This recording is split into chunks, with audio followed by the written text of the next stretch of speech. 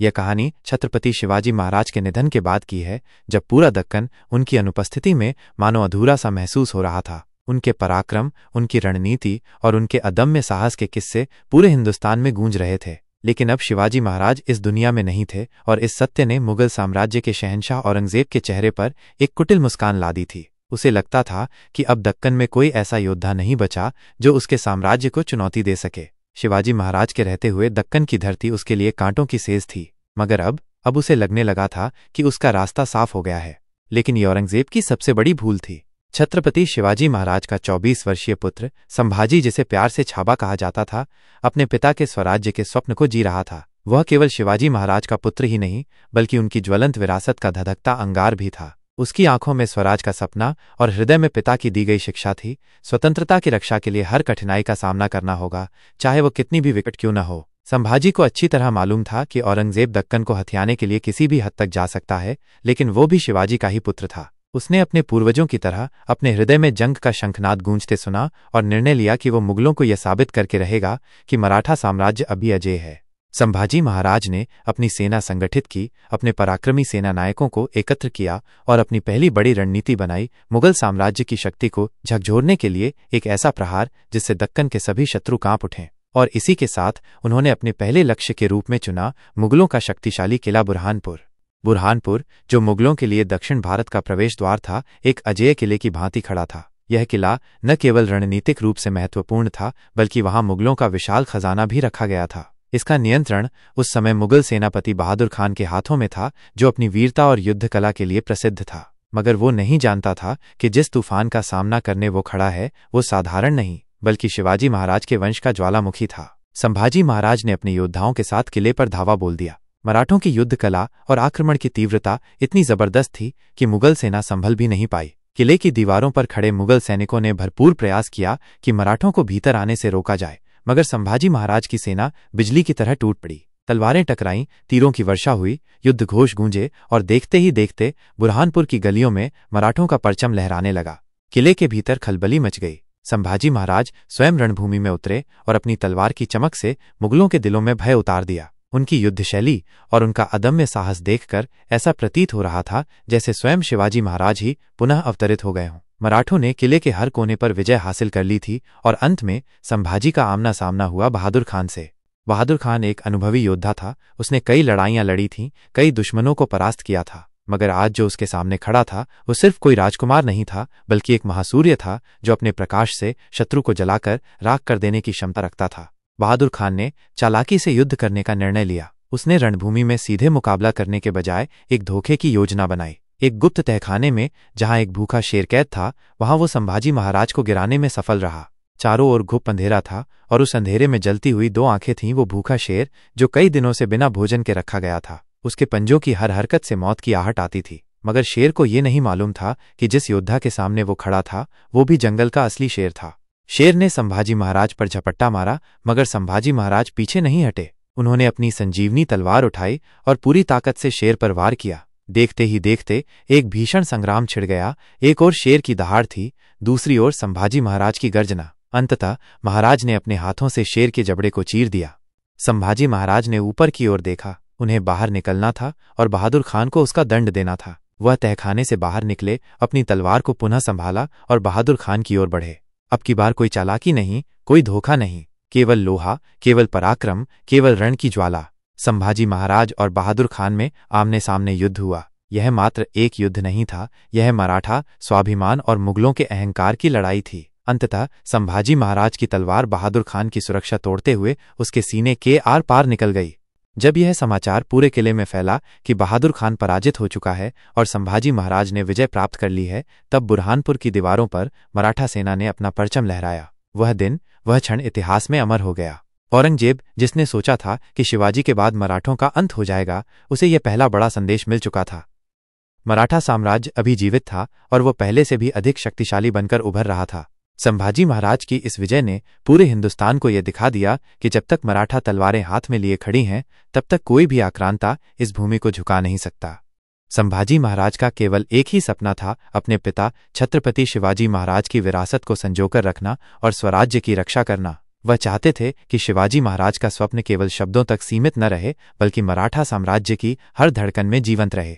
शिवाजी महाराज की सोच थी कि हर व्यक्ति चाहे किसी भी धर्म, जाति या पंथ का हो, स्वतंत्र रूप से जी सके और इसी उद्देश्य को आगे बढ़ाने के लिए संभाजी महाराज अपनी सेना सहित संकल्पबद्ध थे।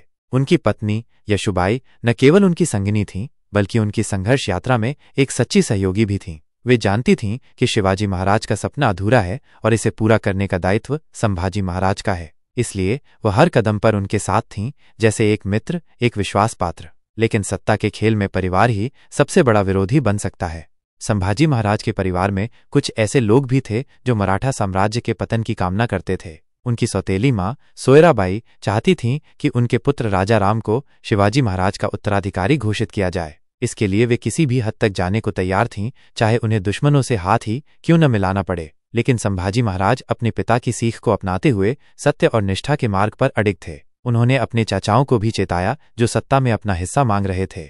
इसी बीच एक भेदिये ने सूचना दी कि औरंगजेब मराठा साम्राज्य पर हमला करने की योजना बना रहा है। उसकी विशाल सेना, जिसमें 8 लाख सैनिक, 500 घोड़े, 300 हाथी और अपार संपत्ति थी, मराठाओं का सर्वनाश करने के लिए आगे बढ़ रही थी। यह खबर सुनकर भी संभाजी महाराज विचलित नहीं हुए। उन्होंने गर्व से कहा, अगर वो गलती से भी रास्ता भटक जाए तो उसे सही रास्ता दिखाकर हमारे पास पहुंचा देना।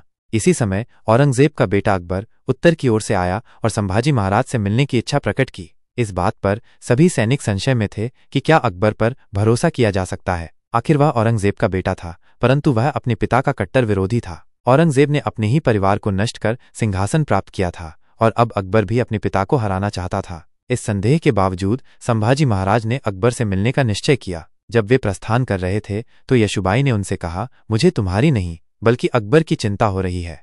संभाजी महाराज अकेले अकबर से मिलने पहुंचे, जहां उन पर सैनिकों ने हमला कर दिया, लेकिन उन्होंने अकेले ही सभी को परास्त कर दिया। अकबर ने यह देखने के लिए हमला करवाया था कि कहीं कोई भेष बदलकर संभाजी महाराज की जगह तो नहीं आया, परंतु जब उसने उनके पराक्रम को देखा तो उसका संदेह समाप्त हो गया। इसके बाद अकबर ने एक चौंकाने वाला रहस्य उजागर किया। संभाजी महाराज की सौतेली माँ सोयराबाई और कुछ मराठा सेनापति अकबर के साथ मिलकर मराठा साम्राज्य के अंत की योजना बना रहे थे।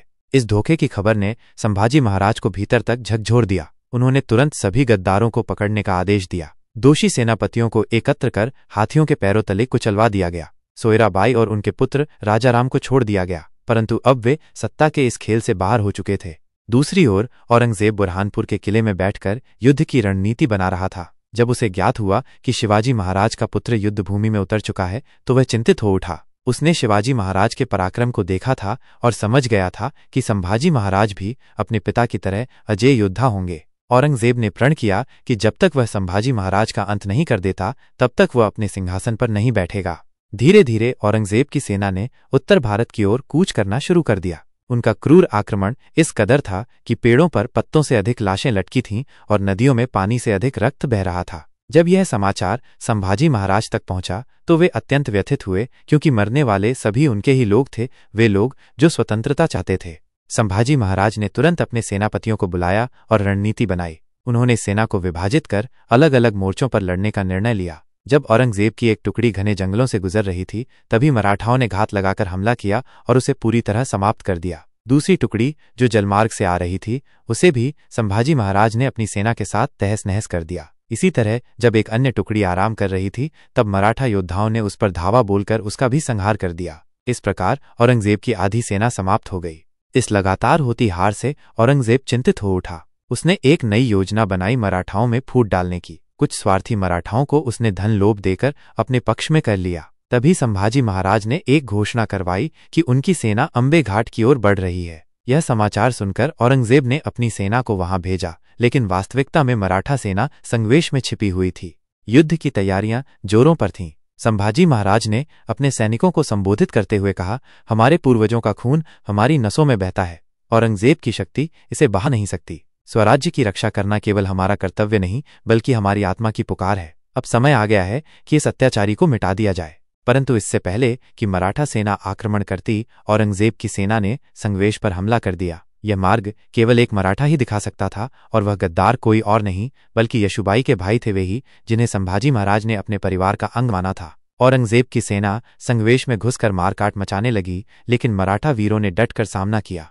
संभाजी महाराज अपने पिता की भांति युद्धभूमि में शेर की तरह गरज रहे थे। उन्होंने हजारों शत्रुओं को अकेले ही मौत के घाट उतार दिया, परंतु जब शत्रु सेनापतियों ने देखा कि उन्हें पराजित करना असंभव है तो उन्होंने छल से उन्हें बंदी बना लिया। संभाजी महाराज का युद्ध कौशल, उनका पराक्रम और उनकी निष्ठा अमर थी। वे शारीरिक रूप से बंदी हो सकते थे, परंतु उनकी आत्मा और स्वराज्य की लौ कभी बुझने वाली नहीं थी। जब उन्हें बंदी बनाकर औरंगजेब के सामने लाया गया, तब मुगल बादशाह ने सोचा था कि वो किसी भी हाल में संभाजी महाराज को झुकने पर मजबूर कर देगा। उसने सोचा था कि यातनाओं की आग में जलाकर उनके शरीर को नष्ट कर उनकी आत्मा को तोड़ देगा, लेकिन वो ये भूल गया था कि ये कोई साधारण योद्धा नहीं, बल्कि छत्रपति शिवाजी महाराज का पुत्र था, एक ऐसा योद्धा जो अपने स्वराज्य और अपने धर्म के लिए किसी भी यातना को सहने के लिए तैयार था। शुरुआती दिनों में उन्हें बेइंतहा प्रताड़ित किया गया, लोहा तपाकर उनके शरीर में दागा गया, लेकिन उनके चेहरे पर शिकन तक नहीं आई। उनकी चमड़ी को चाकुओं से उधेड़ा गया, लेकिन उनके होठों पर बस जय भवानी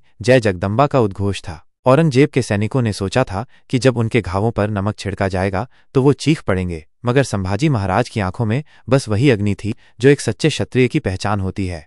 सबसे भयानक क्षण तब आया जब उनकी आंखों में तपता हुआ लोहे का सरिया डाल दिया गया। सामने खड़े सैनिकों की रूह कांप गई, उनके हाथ कांपने लगे, लेकिन संभाजी महाराज की आंखों में कोई डर नहीं था, उनकी पलकें तक नहीं झपकीं। सैनिकों ने घबराकर कहा, महाराज कम से कम अपनी आंखें तो बंद कर लीजिए। लेकिन संभाजी महाराज मुस्कुराए और बोले, जिसने जन्म से अब तक आंखें बंद नहीं की वो अब क्या करेगा।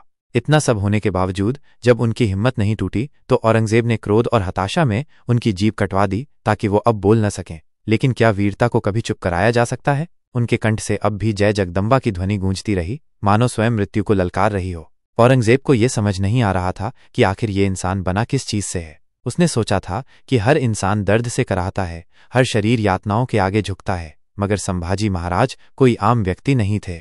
वह छत्रपति शिवाजी के पुत्र थे, वह स्वराज्य की आत्मा थे और वह मुगलों के अत्याचार के खिलाफ उठने वाली सबसे प्रचंड ज्वाला थे।